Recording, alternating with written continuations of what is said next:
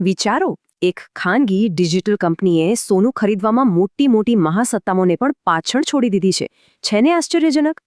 શું કોઈ private crypto company પાસે આખા દેશ કરતાં પણ વધુ સોનું હોઈ શકે? આ આંકડા ખરેખર ચોંકાવનારા છે.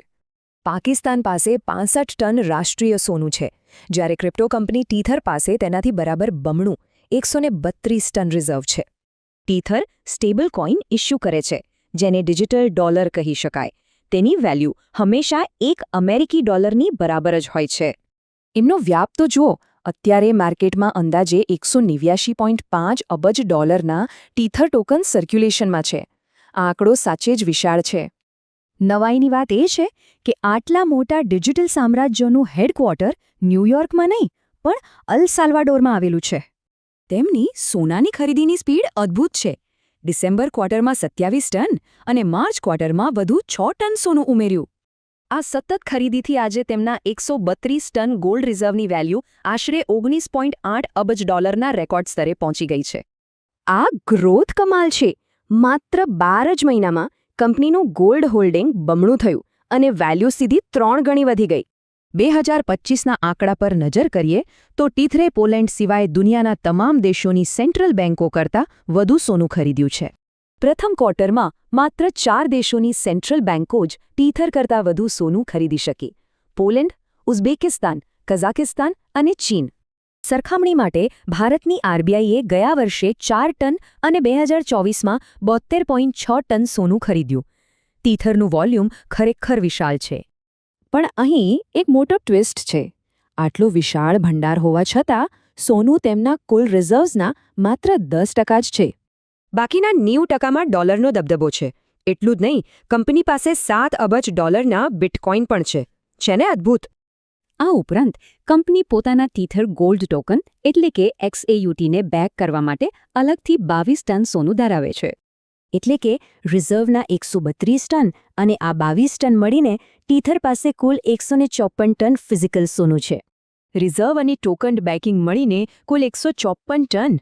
એક ખાનગી કંપની પાસે આટલી મોટી ભૌતિક સંપત્તિ હોવી ખરેખર અકલ્પનીય છે. જરા વિચારો, જો ટીથર કોઈ સેન્ટ્રલ બેંક હોત તો આ 154 ટન સોના સાથે તે વિશ્વના ટોપ 20માં હોત. જ્યારે એક ખાનગી ડિજિટલ કંપની રાષ્ટ્રોની બરાબરી કરે તો ગ્લોબલ ફાઇનાન્સનું ભવિષ્ય શું હશે? આ ખરેખર વિચારવા જેવો પ્રશ્ન છે. વિચારો, એક ખાનગી ડિજિટલ કંપનીએ સોનું ખરીદવામાં મોટી મોટી મહાસત્તાઓને પણ પાછળ છોડી દીધી છે ને આશ્ચર્યજનક? શું કોઈ પ્રાઇવેટ ક્રિપ્ટો કંપની પાસે આખા દેશ કરતાં પણ વધુ સોનું હોઈ શકે? આ આંકડા ખરેખર ચોંકાવનારા છે. પાકિસ્તાન પાસે 65 ટન રાષ્ટ્રીય સોનું છે, જ્યારે ક્રિપ્ટો કંપની ટીથર પાસે તેનાથી બરાબર બમણું 132 ટન રિઝર્વ છે. ટીથર સ્ટેબલ કોઇન ઇસ્યુ કરે છે, જેને ડિજિટલ ડોલર કહી શકાય. તેની વેલ્યુ હંમેશા એક અમેરિકી ડોલરની બરાબર જ હોય છે. એમનો વ્યાપ તો જુઓ, અત્યારે માર્કેટમાં અંદાજે $189.5 અબજ ટીથર ટોકન સર્ક્યુલેશનમાં છે. આ આંકડો સાચે જ વિશાળ છે.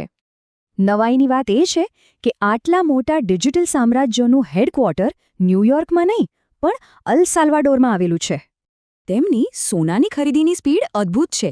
ડિસેમ્બર ક્વાર્ટરમાં 27 ટન અને માર્ચ ક્વાર્ટરમાં વધુ 6 ટન સોનું ઉમેર્યું. આ સતત ખરીદીથી આજે તેમના 132 ટન ગોલ્ડ રિઝર્વની વેલ્યુ આશરે $19.8 અબજ રેકોર્ડ સ્તરે પહોંચી ગઈ છે. આ ગ્રોથ કમાલ છે.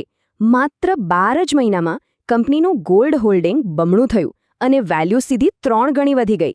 2025ના આંકડા પર નજર કરીએ તો ટીથરે પોલેન્ડ સિવાય દુનિયાના તમામ દેશોની સેન્ટ્રલ બેન્કો કરતાં વધુ સોનું ખરીદ્યું છે.